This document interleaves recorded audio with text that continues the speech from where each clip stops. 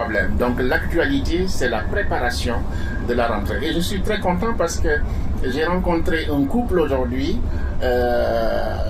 Bon, je vais le dire, c'est Madame Diakité et son mari qui me disaient quelque chose de simple. Mais comme je vous ai dit, j'écoute beaucoup. Et ils ont rangé les PlayStation, les appareils des enfants pour préparer la rentrée. C'est un détail, mais c'est très important. Une rentrée, on la prépare. Une rentrée scolaire, on la prépare. Et la préparation, c'est en amont, c'est avant. Parce que pendant l'été, les enfants ne dorment pas à 21h. Ils dorment plus tard. Et cette année, on n'a pas été gâtés, il y a eu la canicule. Donc, on dormait vers minuit, 1h, il faisait très chaud. Donc, le rythme de sommeil n'est pas le même. Pour la rentrée, il faut préparer les enfants parce que c'est très chronométré. 8h20 à l'école, 11h30 à sortir, 13h30 à l'école, 16h30 sortie, ainsi de suite. Se coucher tôt, se réveiller tôt, c'est un rythme qu'on va avoir jusqu'aux premières vacances. Donc, il faut se préparer. Préparer les enfants parce qu'un corps, il faut le préparer. Voilà. Si tu ne prépares pas le corps de l'enfant et sa tête le préparer à l'école, ça ne va pas. La préparation de la scolarité, c'est aussi acheter des habits.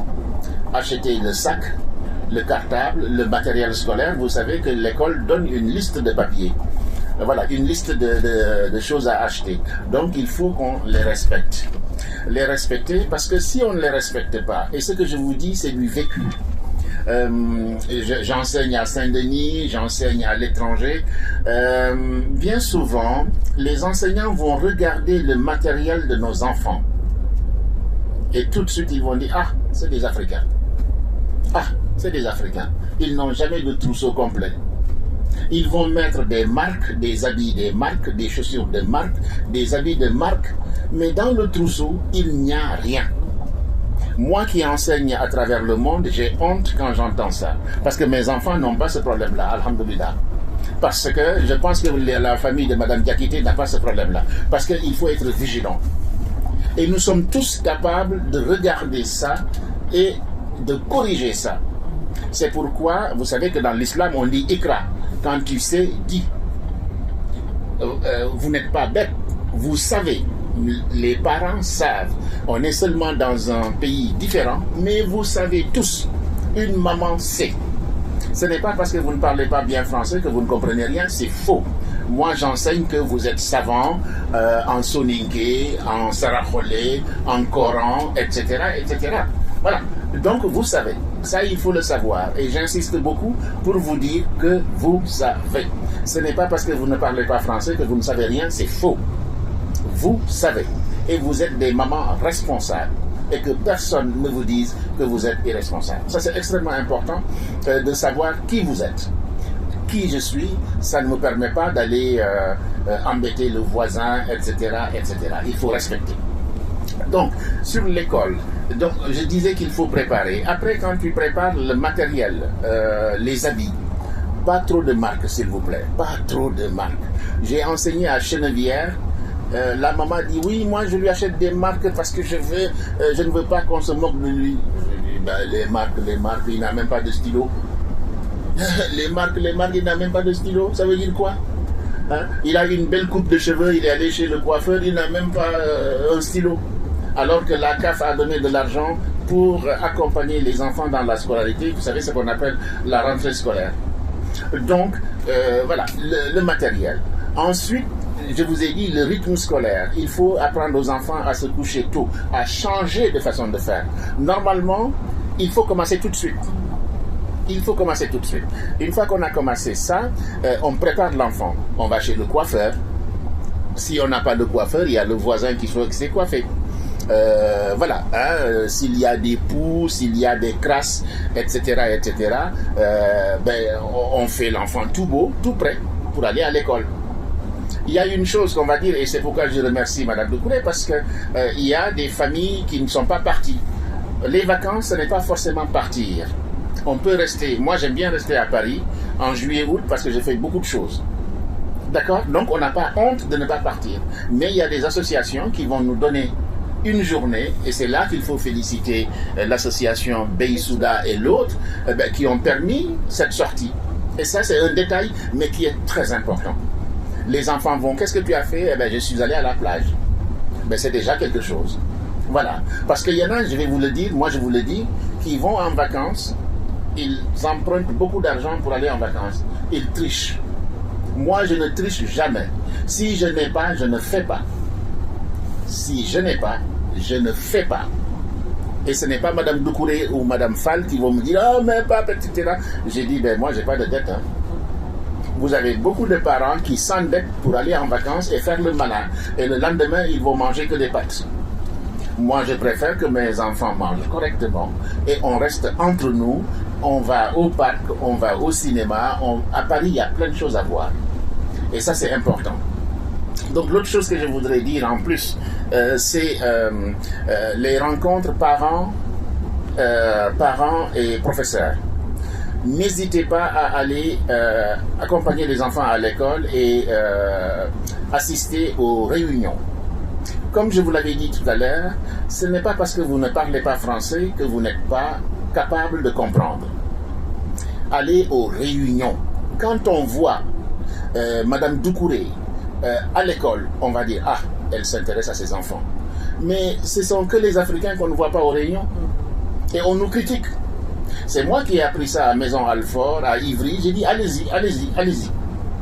Allez-y ». Après, on m'a raconté une chose. On m'a dit « Monsieur Sissoko, quand je vais en réunion, quand je parle, ils se moquent de moi, ils disent que j'ai un accent. » J'ai dit « Ah bon ?»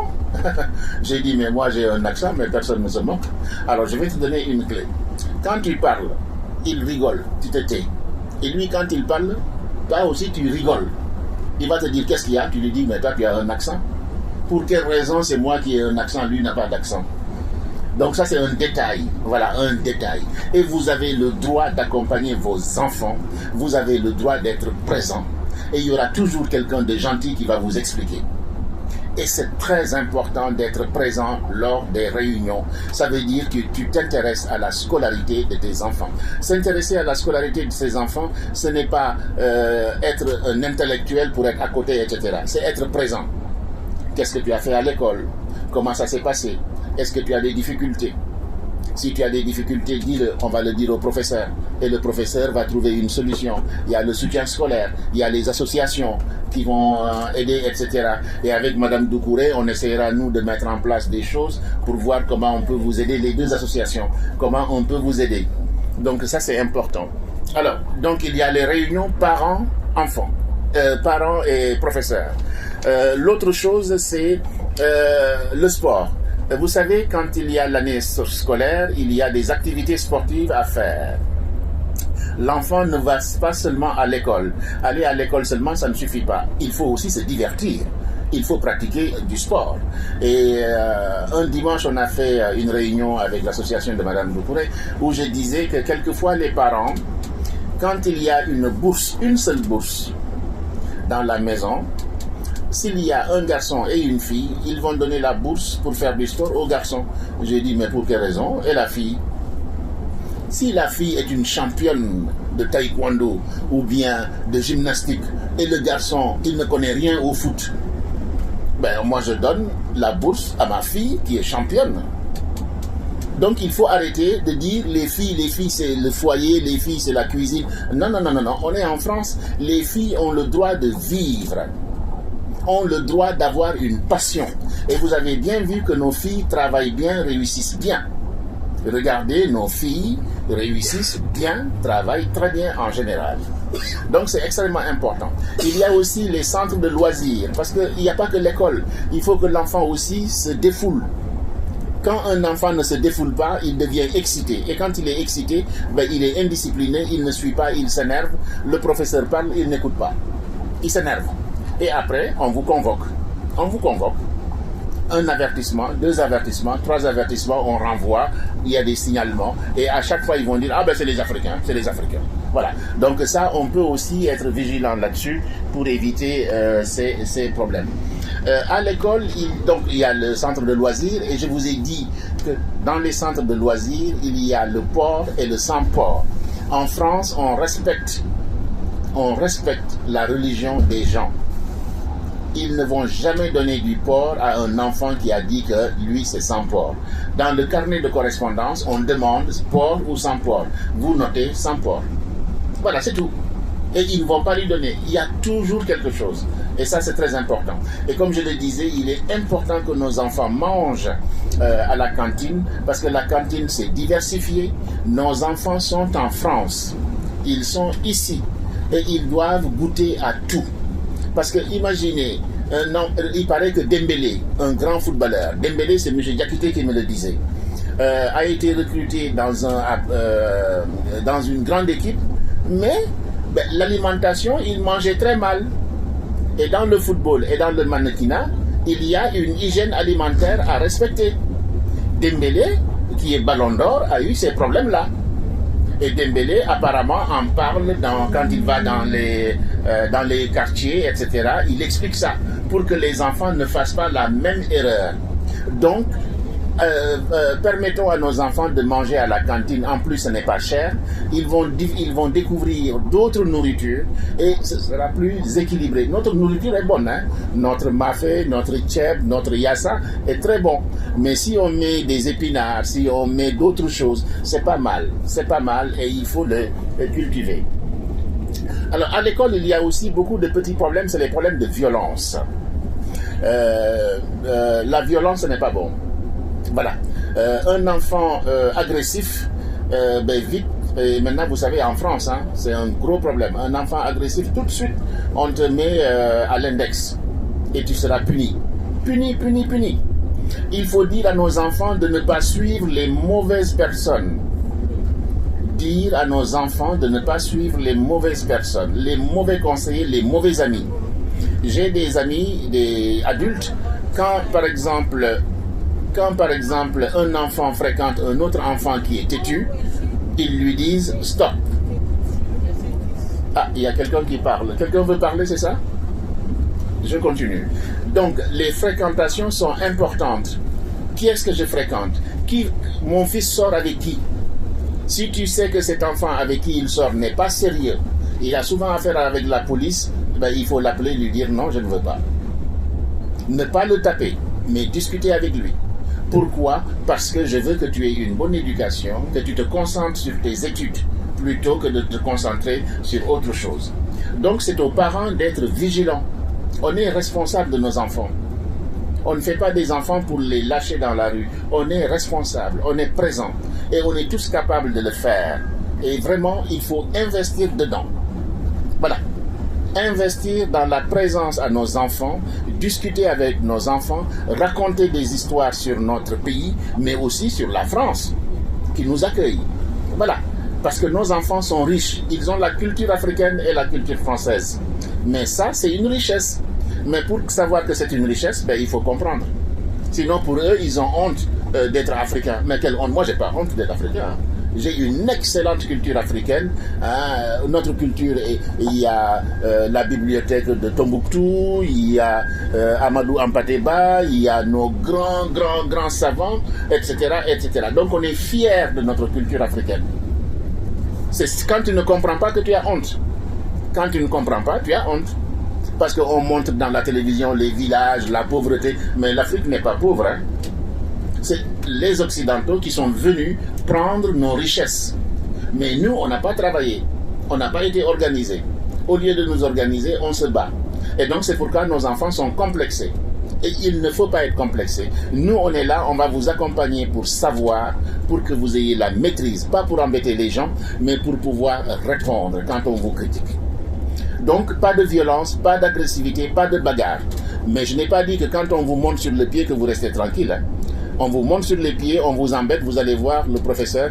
Il y a Adrien qui m'embête et mon papa et ma maman m'ont dit de ne pas me battre. Donc, il faut mieux lui dire de se calmer, de ne pas m'embêter.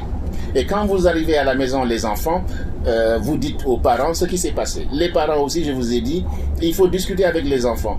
Comment ça s'est passé? Est-ce que tu as bien travaillé? Vous regardez le carnet de correspondance pour voir s'il y a un mot, une convocation, etc., etc. Tout ça, c'est important. Vous ne savez pas le faire, vous le donnez au grand frère.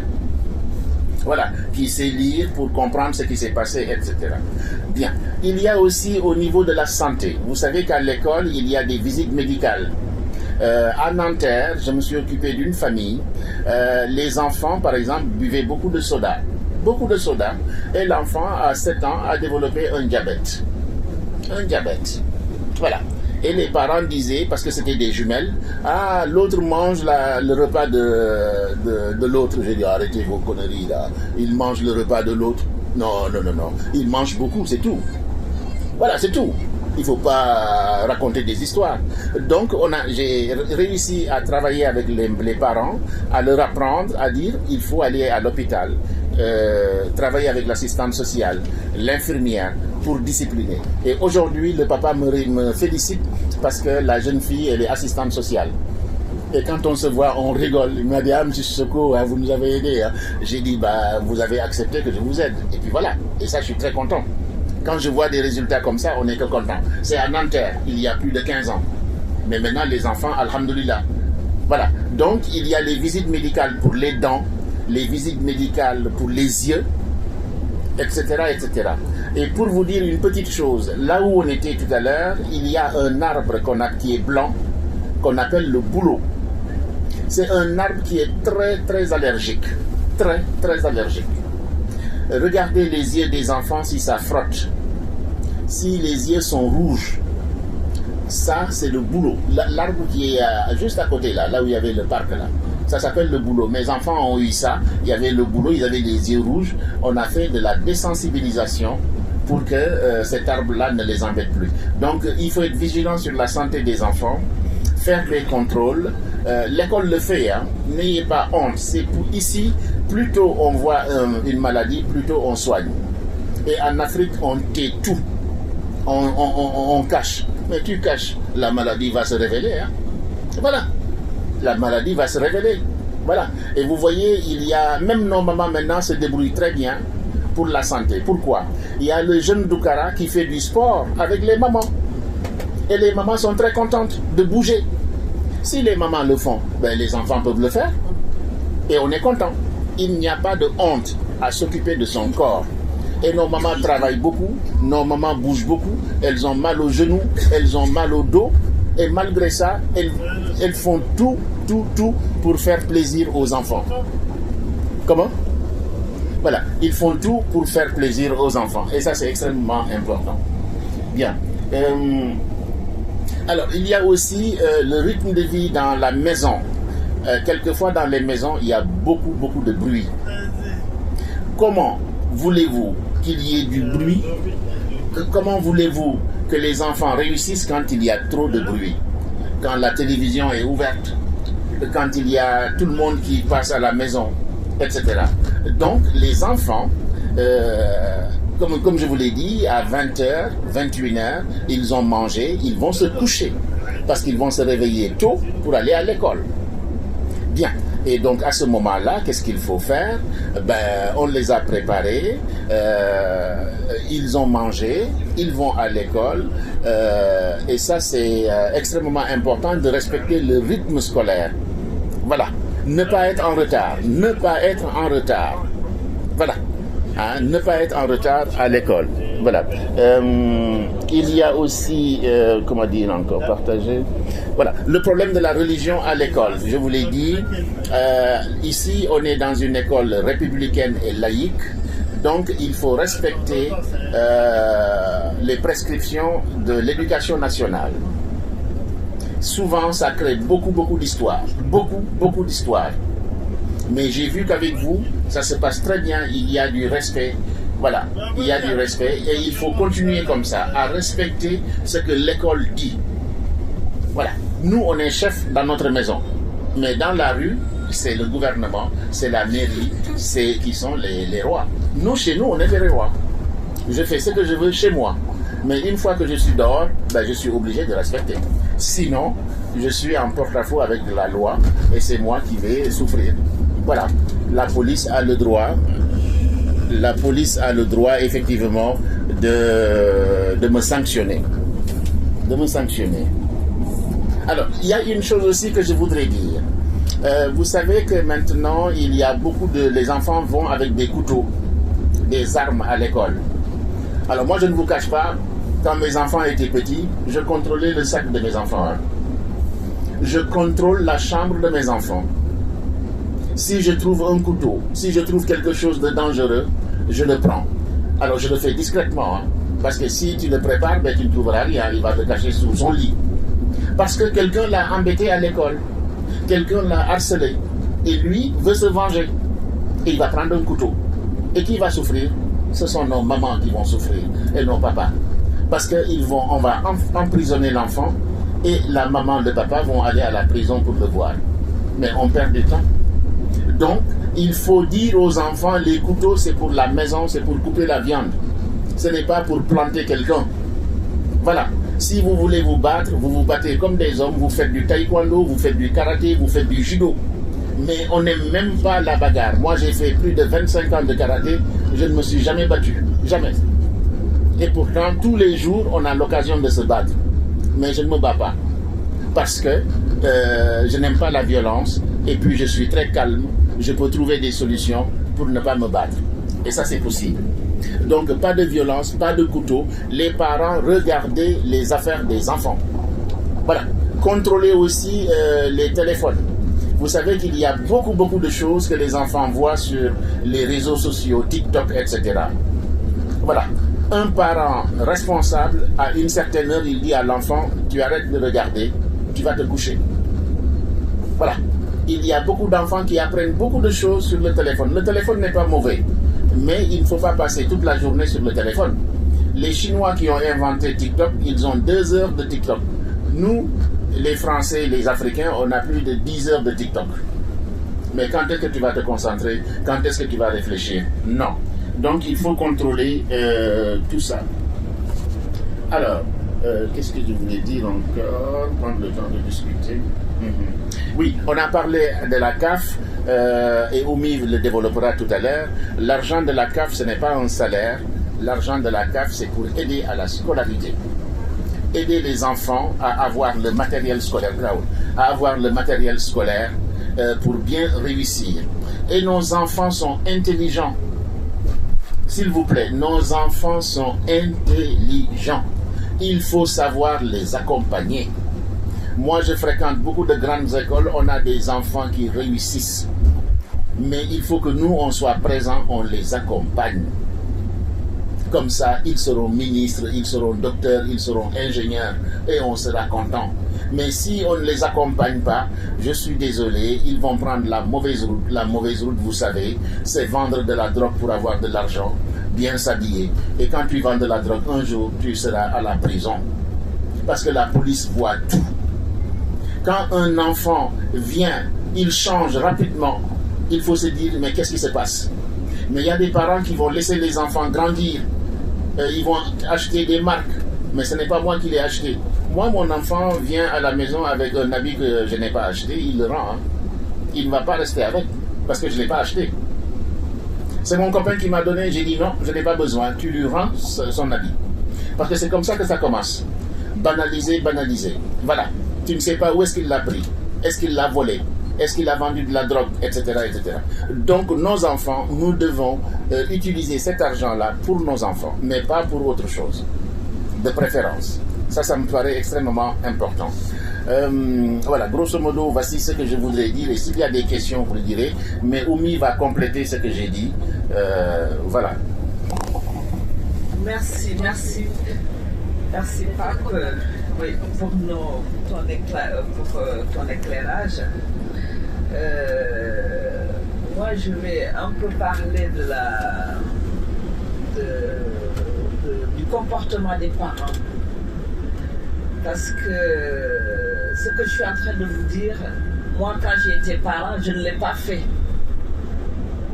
Pour vous dire que je ne suis pas là pour vous dire, voilà. C'est des choses que moi-même, je n'avais pas fait parce que je ne savais pas. Mais aujourd'hui, comme j'ai fait beaucoup de recherches, c'est pour ça que je me permets de vous dire, voilà, parce que quand on est parent, on oublie que le premier modèle de l'enfant, ce sont les parents. Et ça, des fois, on l'oublie. Je donne un exemple. Aujourd'hui, c'est l'utilisation des écrans. comment un parent Téléphone. peut dire le téléphone, Télévision. oui, télévision, tout ça, comment un parent il peut dire à l'enfant, un enfant par exemple, il rentre de l'école, son parent va lui dire, va faire tes devoirs.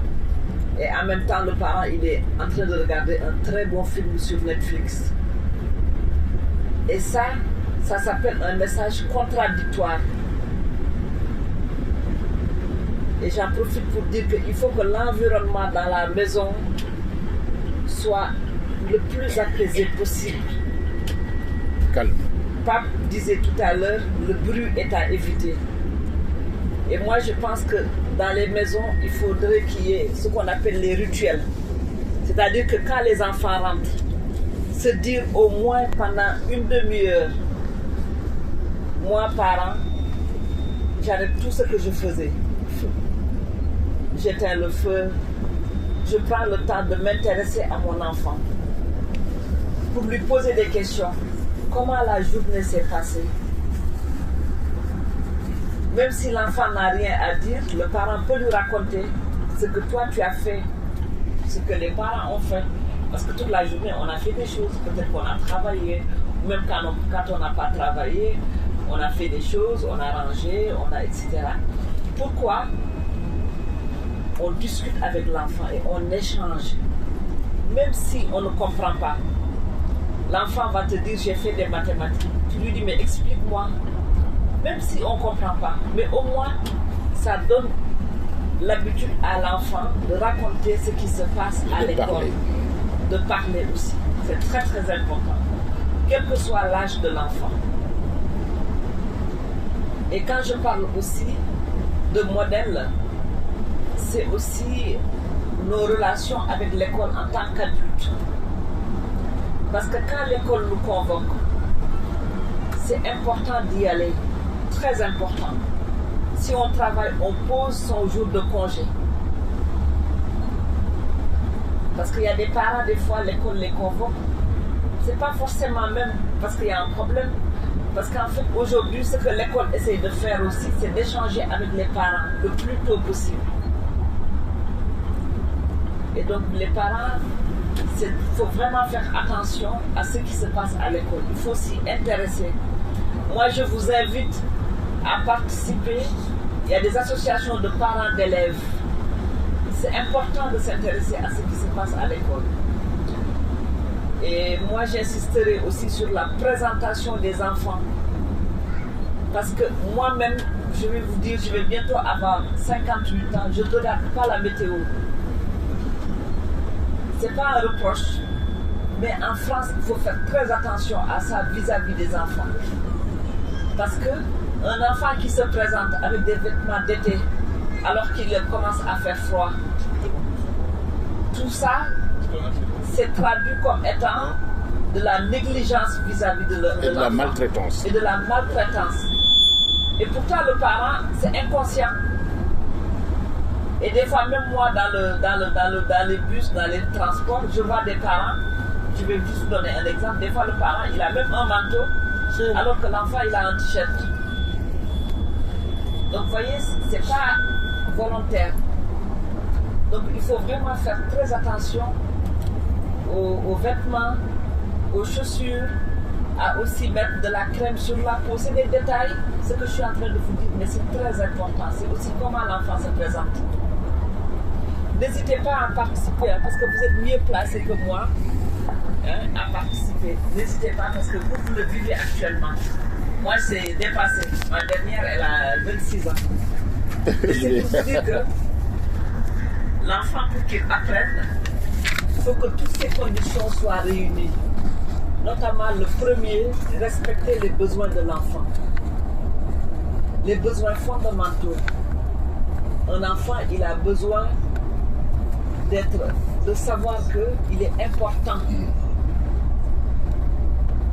Mais comment on manifeste à son enfant qu'il est important? C'est pas seulement en lui donnant à manger, ça compte, hein, ou en étant propre, mais c'est en s'intéressant aussi à l'enfant. En essayant aussi, dans la mesure du possible, que l'enfant profite de l'environnement on a la chance d'être dans un environnement en France qui favorise l'éducation de l'enfant. C'est l'un des rares pays qui donne une allocation familiale à l'enfant, aux parents. Et ça, quel que soit le revenu. Et aussi, il y a énormément de lieux, d'associations, d'espaces culturels pour permettre aux enfants de se développer. Parce qu'en fait, les activités extrascolaires, c'est une continuité de l'apprentissage. Vous voyez, par exemple, moi je travaille au département et on propose des actions éducatives au collège. Moi, je n'occupe que des collégiens. Mais vous voyez, on propose des musées, on propose même un programme qu'on appelle Erasmus+, c'est-à-dire que pour que les enfants aillent en Europe, et même pour vous raconter juste une petite anecdote, il y a des familles qui ne veulent pas que leur enfant parte à l'étranger. Étudier. Non, comme c'est des enfants d'âge collège, surtout, on va se le dire entre nous, c'est souvent des familles africaines. Et parfois des familles qui ne veulent pas que leur fille aille dormir ailleurs. Parce que des fois dans ces voyages, il peut y avoir des échanges, d'autres familles qui accueillent. Mais vous voyez, on prive son enfant d'avoir une occasion exceptionnelle de découvrir peut-être un pays qu'il ne verra jamais.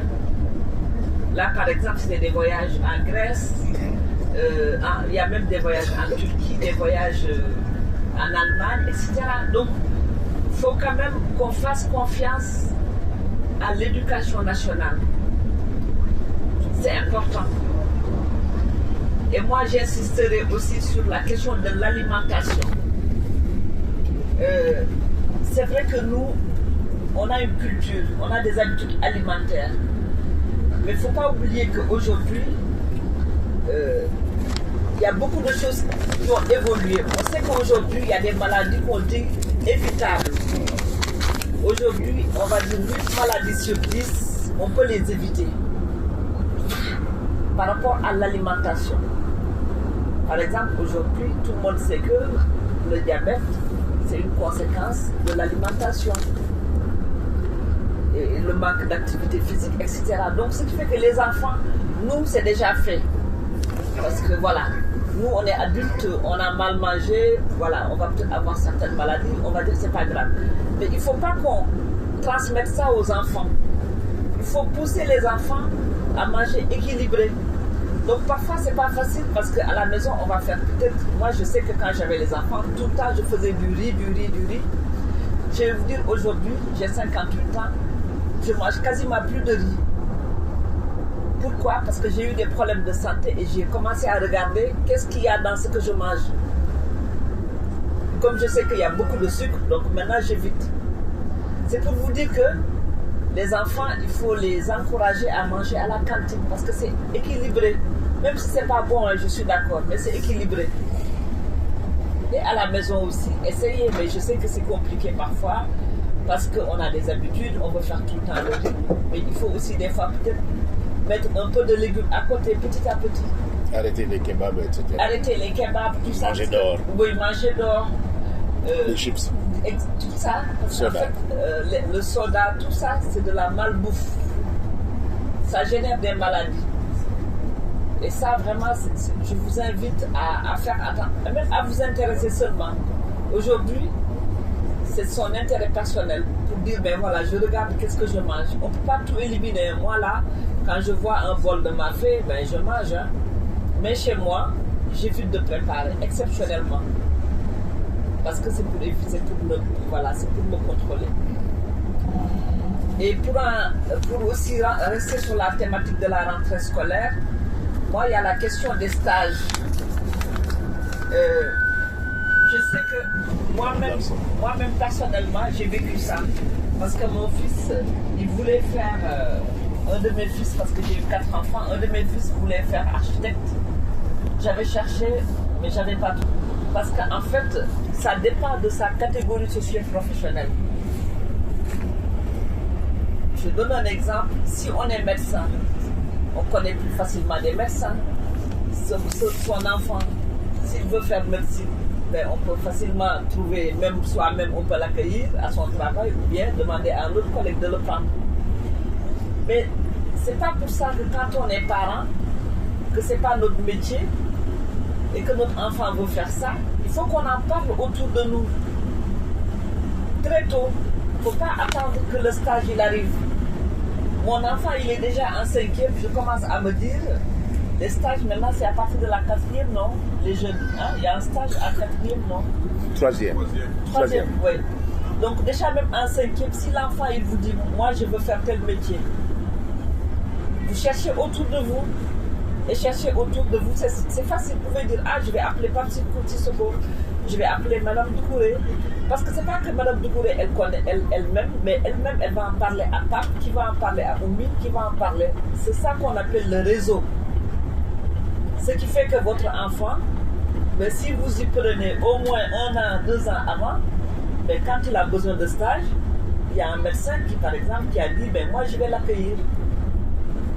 Donc ça c'est très très important.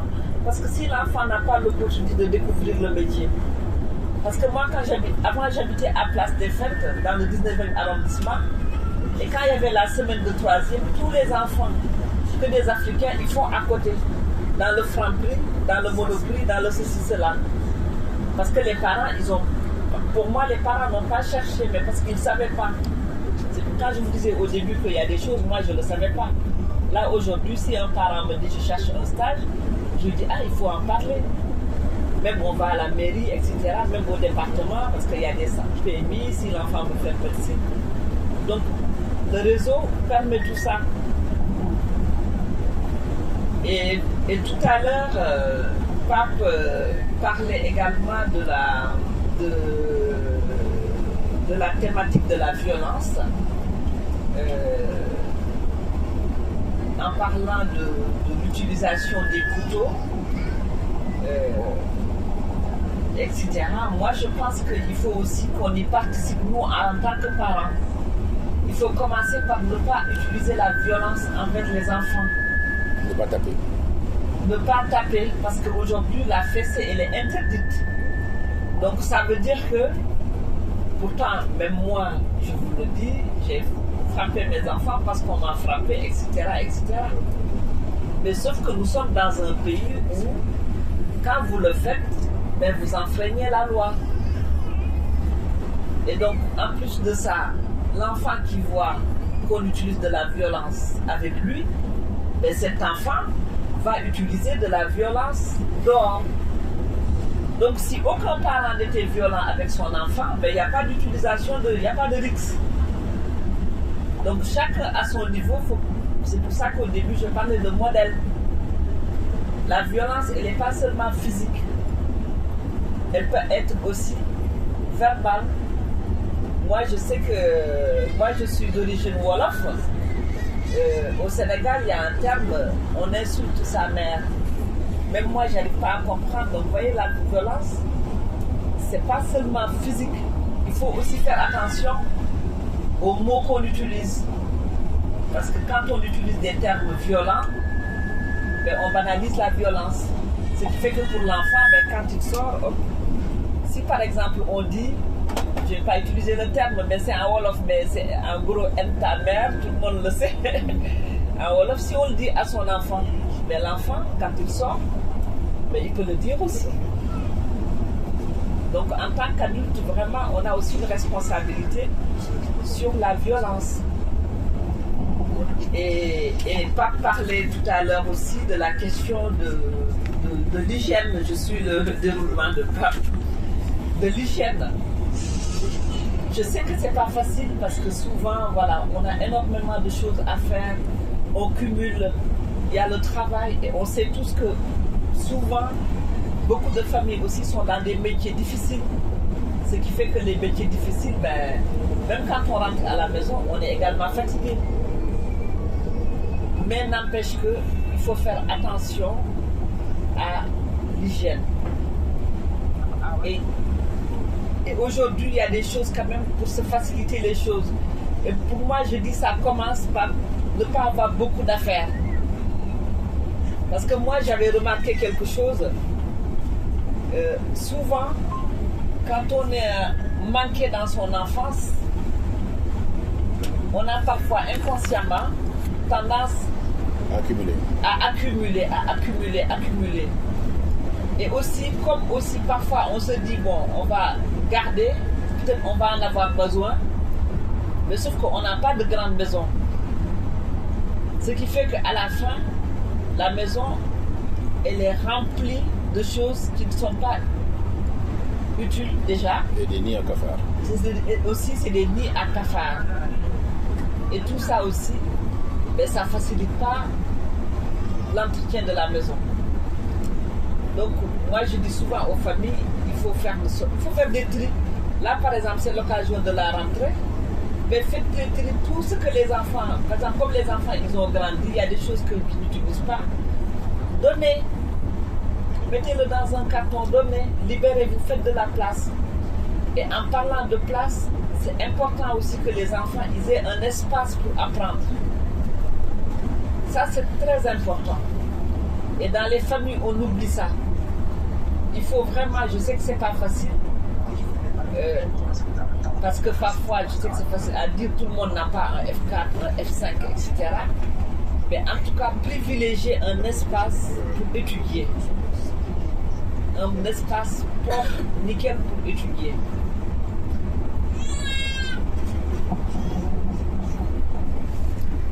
Je ne sais pas si on a balayé, je sais qu'il y avait aussi... sur l'hygiène, ce qu'on va faire, par exemple, les odeurs, le vinaigre, les transpirations. Tout à fait. Par exemple, aussi la transpiration. Les papes disaient, parce que des fois, il y a des enfants, voilà... Ils font au football, ils transpirent, ils rentrent, ils se lavent. Exactement, ils vont au football, par exemple, c'est l'exemple typique. Hein. Ils transpirent, mais les vêtements, ça sent pas bon. Hein. Pape disait qu'il y avait des choses tout simples, hein, l'utilisation du vinaigre pour nettoyer. Mais tout ça aussi, être vigilant, parce qu'en tant que parent, si on prend l'habitude de préparer les affaires des enfants... C'est un garçon qui parle. S'il te plaît, Ou bien tu veux dire quelque chose? Aïe. Vous voulez dire quelque chose? Ouais. Donc... il fait exprès ou quoi? Hein? Vous pouvez participer, hein? Vous pouvez participer, hein? Oui, je voulais dire quelque chose sur l'hygiène. Vous savez, pourquoi nos enfants deviennent violents quelquefois? Quand ils sont avec les copains, ça je l'ai vu à Nanterre, ils vont lui dire « Ah, tu sens mauvais » ou « ta bouche pue ». Se brosser les dents. Je le dis, tout le monde le sait, mais ne le fait pas. La transpiration, ça sent mauvais. 2 jours, 3 jours sans se laver, ça ne va pas. Mais il y a des petites astuces. Il y a le talc. Si on transpire beaucoup, on prend du vinaigre blanc avec un peu d'eau et ça tue les odeurs. Et c'est des détails. Parce que si on dit à ton enfant, tu sens mauvais, ben, il va s'énerver, hein, il va donner un coup de poing. Et c'est la raison. Et évitons à nos enfants d'avoir l'occasion de s'énerver sur des détails. Ah, tu as des chaussures qui sont pourries, hein, des chaussures qui sont déchirées. Voilà. Je ne vous ai dit de ne pas avoir de marque, mais avoir une chaussure correcte. Quelqu'un qui se moque de ta chaussure correcte, tu lui dis, mais moi c'est mes chaussures et je suis fier de mes chaussures. Mais si les chaussures sont déchirées, mais ça va pas, c'est une occasion pour se moquer de toi, etc. Justement, Pape me donne l'occasion de rapporter un exemple que moi j'ai vécu. Parce qu'au département, on organise des sorties éducatives pour les enfants, des collégiens. Et moi, un jour, je me suis dit, parce que c'est mon service qui organise ça, je me suis dit, je vais voir. Donc, c'était une sortie sur la mer avec des collégiens. Et il y avait un des enfants, c'était des élèves de Champigny. Il y avait un des enfants qui avait une paire de chaussures, mais trop serrée. Il n'arrivait pas à marcher et il a enlevé sa chaussure. Et le prof s'énervait, parce qu'il y avait 2 profs qui faisaient l'accompagnement. Le prof s'énervait en disant, mais mettez chaussures. Et lui, il les mettait et à chaque fois, il les enlevait. Comme moi, je suis du social, j'ai tout de suite compris qu'il y avait un problème. Et donc, je me suis rapproché de l'enfant, je lui ai dit, mais qu'est-ce qui se passe? Tu as un problème avec tes chaussures? ce qui était évident, mais j'ai posé la question. Il m'a dit oui, elles sont trop serrées. J'ai dit mais pourquoi tu les as mis? Il m'a dit c'est ma maman. Comme on sortait d'or, écoutez l'histoire, hein? Parce que le gamin il était propre en haut, hein? Donc c'est pas un gamin qui était ça. Mais sa maman lui a dit, comme vous allez faire une sortie extérieure, tu mets pas les bonnes chaussures, tu mets une vieille chaussure. Sauf que la vieille chaussure en question était petite, très serrée, très petite. Et je peux vous assurer que j'ai entendu les commentaires des profs en disant mais c'est pas possible, voilà, ils peuvent même pas avoir une chaussure, voilà, c'était des critiques. Mais vous voyez, en tant que parent, il faut vous dire que vos enfants, ils vont à l'école, ils sont observés, comme vous m'observez là, vous voyez comment je suis, etc. Donc pensez-y, une paire, et là c'est des pratiques de personnes qui ont connu un peu, on va dire, la pauvreté, qui se disent, ben voilà, la chaussure, elle n'est pas petite, mais je la garde pour aller jouer dehors. Non, si elle n'est pas petite, le pied ne rentre plus dedans, mais c'est une chaussure qui doit pas rester dans la maison. Soit vous la donnez ou... Mais, on peut se donner entre nous des chaussures. Oui, et puis même vous la donnez à une autre famille. Vous avez un groupe. Oui. Par exemple, vous pouvez dire, ben voilà, j'ai une paire de 36 ou je sais pas, etc. Mais ne pas la garder pour l'enfant. Et tout est comme ça. Pape insistait tout à l'heure sur le matériel. Donc, tout le temps, acheter en avance. Là, par exemple, c'est la rentrée scolaire. Il y a beaucoup de cahiers, tout ça, etc. Franchement, c'est presque gratuit, tellement c'est moins cher. Si vous regardez bien, il y a des offres souvent. Des lots. Des lots. Comme ça, vous achetez, vous en avez en avance. Le cahier, il est fini, il prend. Ce qui fait que l'enfant, il n'a pas de charge mentale. J'ai pas de problème de stylo, j'ai pas de problème de crayon. J'ai tout ce dont j'ai besoin.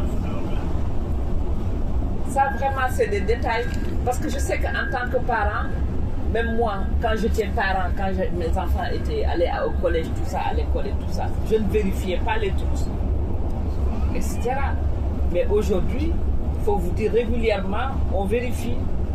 Est-ce qu'il y a tout? Si ça manque, on achète. Pas forcément des marques, hein. Comme dit Pape, il faut arrêter avec les marques.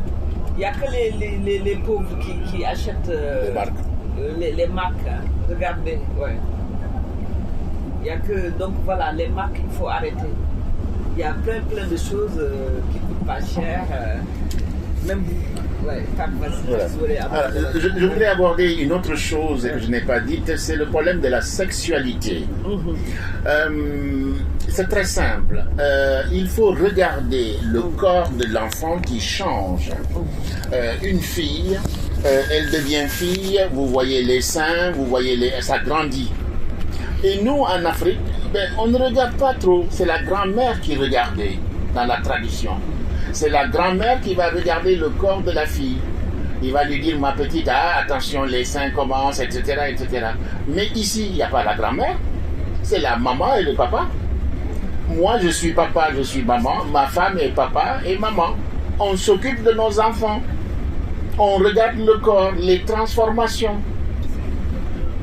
Voilà, ma femme est allée à la Mecque, c'est moi qui me suis occupé de mes enfants et j'ai tout fait bien. Mais il y a des parents, je me suis occupé des parents maliennes dans le 18e, les femmes sont allées à la Tour Eiffel, les papas ne savaient même pas mettre la couche. C'est pas grave, on apprend. Voilà. Mais on est en France, on doit apprendre, les hommes doivent apprendre à aider les femmes. Les femmes ne vont pas tout faire. La France, c'est difficile. Je ne cherche pas à créer des problèmes dans les maisons. Mais ici, c'est hommes et femmes qui doivent s'occuper du foyer. Sinon, les mamans souffrent beaucoup. Et les enfants aussi doivent aider les mamans pour que dans la tête, elle se repose. Nos mamans travaillent beaucoup. Elles se lèvent à 6 heures du matin. C'est la dernière qui va se coucher. C'est la première qui va se réveiller. S'il vous plaît, les parents aussi, dites à vos enfants, organisez-vous pour qu'il y ait une hygiène de vie, un rythme de vie à la maison. Vous devez vous reposer. Afia, prendre le temps pour vous. Et dire aux enfants, personne ne doit toucher ton corps. Je veux parler des violences sexuelles. Vous avez vu les pédophiles, etc., etc. Ils sont partout. Partout. Donc, personne. Vous dites à l'enfant, ton corps, il t'appartient. Il n'appartient pas à ton père ni à ta mère. Il t'appartient. Personne ne doit toucher tes parties génitales. Ça t'appartient. Et tu dis à tes parents, telle personne a voulu toucher mes trucs, et le papa et la maman, ils savent ce qu'il faut faire. Que ce soit le cousin, que ce soit la cousine, que ce soit l'oncle, tu touches mon enfant, on te porte plainte. C'est fini ça. C'est fini. Vous avez bien vu les histoires qu'il y a. Je le dis parce que dans beaucoup de villes où je vais, on me parle de ces sujets-là. Et à l'école, on parle de la sexualité, moi on en parle mal. À un enfant de 3 ans, comme tu vas lui parler de sexualité. Et quand il parle de sexualité, il parle d'homosexualité. Non, ce n'est pas ça la sexualité. Hein. Ce n'est pas ça la sexualité. Hein. Mais c'est ça qui les intéresse. Dire oui, il y a des hommes et des hommes, des femmes et des... Non, c'est pas ça. C'est montrer qu'effectivement, un enfant, il grandit. Et quand il grandit, il y a des changements dans le corps, etc. Et aussi que personne ne touche au corps de nos enfants, garçons et filles. Ça, j'insiste beaucoup, beaucoup, beaucoup. Voilà. Alors, j'avais dit ça l'année dernière, les stages, et Oumi en a parlé. Les stages. Je vous ai dit, vous avez besoin de stages. Vous dites, bon, maintenant il y a dans le groupe, Madame Doucouré m'a mis dans le groupe. Je pourrais donner des liens pour vous aider à trouver des stages. Oumi est là, elle a parlé du réseau. Et nous, les Africains, on ne se fait pas confiance, donc on ne s'entraide pas. Moi, je m'énerve toujours auprès de mes amis qui sont de grands cadres. J'ai dit, tu fais le malin et tu ne peux même pas aider la fille de Madame Doucouré. Mais à quoi tu sers? À quoi tu sers? Tu ne sers à rien. Hein? Donc, nous devons nous faire confiance. Si Madame Doucouré, sa fille, a des besoins, si Oumi, sa fille, a besoin de son garçon, il en parle et il le dit à Pape Sissoko ou à Madame Doucouré ou à Madame Doukara. Si Madame Doukara ne peut pas le faire, il va demander à ses enfants ou à ses amis. Et c'est comme ça que ça fonctionne.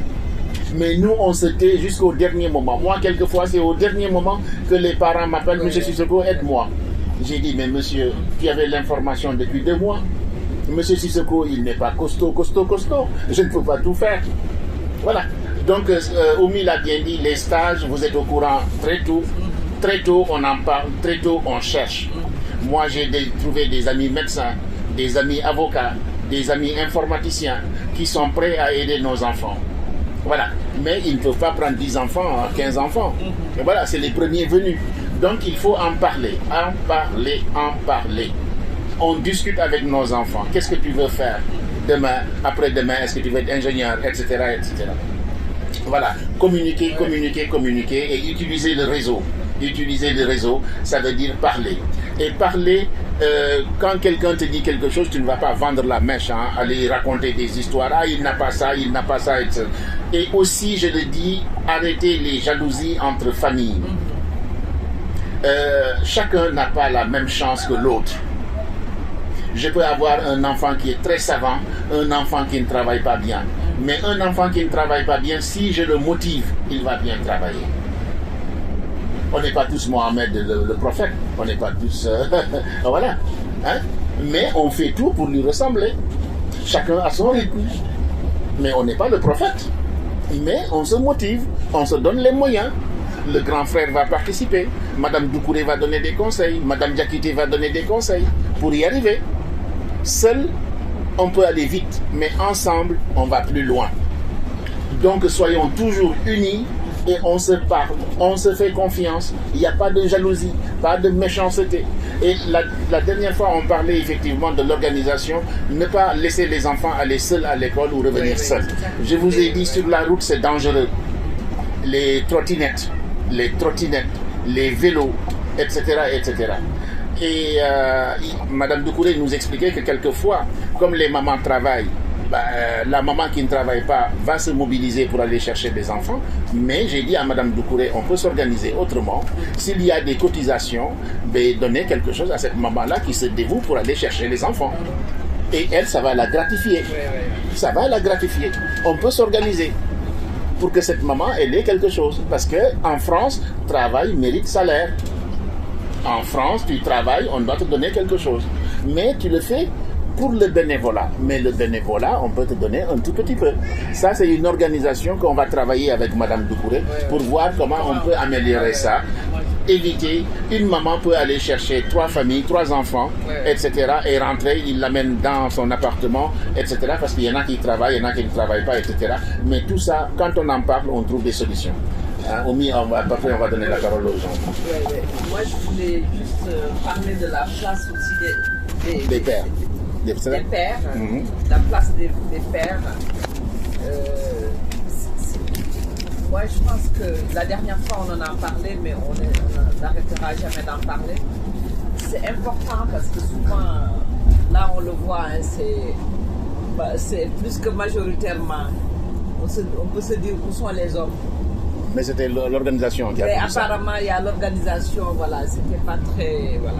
Mais en tout cas, dans beaucoup de choses, vous voyez, même par exemple, je vais vous donner un exemple personnel. La dernière fois, je suis partie dans un collège parce qu'ils m'avaient invité et tout. Il y avait une semaine où vous avez invité les parents. Mais il n'y avait que des mamans quasiment qui étaient là. Très peu de pères. Et c'est important aussi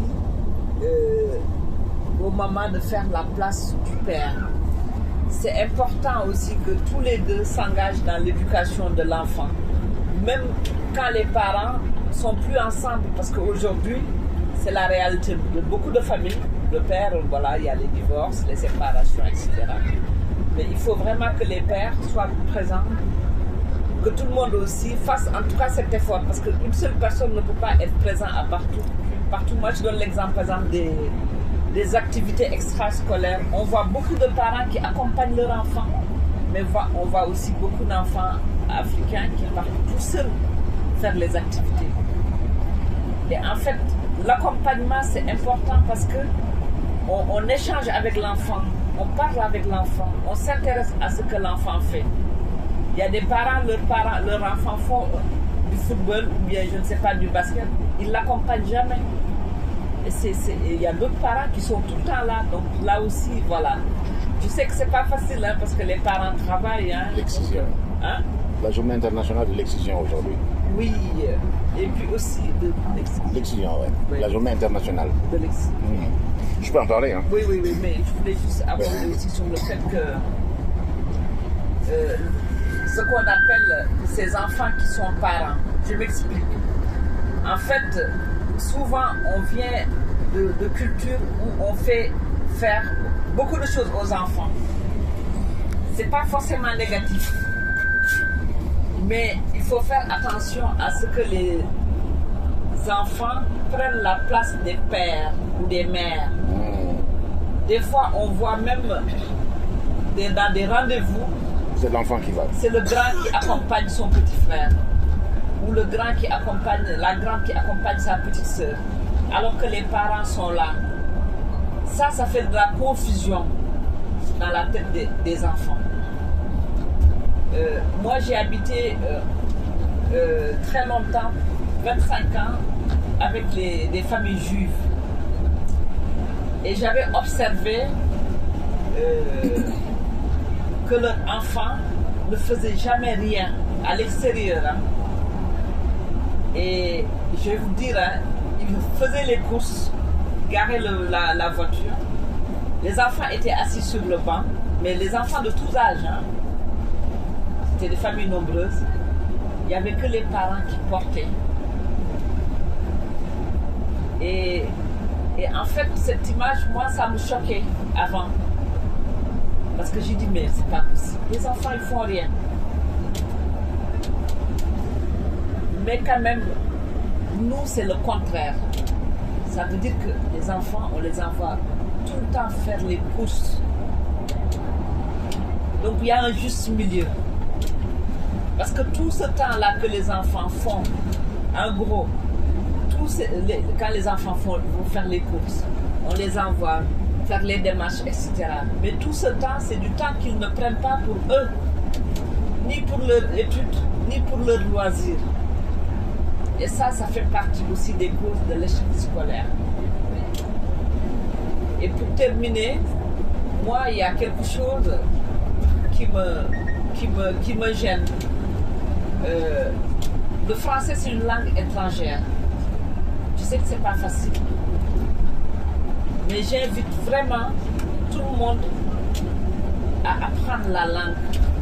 Du pays d'accueil. La langue du pays d'accueil. Moi, demain, je vais vivre à Bamako.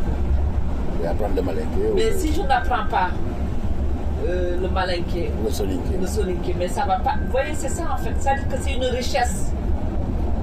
Et en fait, il faut savoir qu'il y a beaucoup d'associations qui sont financées pour donner des cours gratuitement. De soutien. De soutien. D'alphabétisation. Oui. Allez-y, parce qu'en fait, pourquoi je le dis? Parce qu'il y a beaucoup de parents, par exemple, qui sont en France depuis 30 ans, même voire 40 ans, qui ne parlent pas français. Et aujourd'hui, il y a une difficulté à communiquer. Non, mais en fait, c'est important. Non, mais oui, c'est pour ça qu'en fait, j'insiste, parce que vous êtes plus jeunes, vous avez la chance de tirer enseignement de nos erreurs. Donc, c'est pour ça que je dis pourquoi.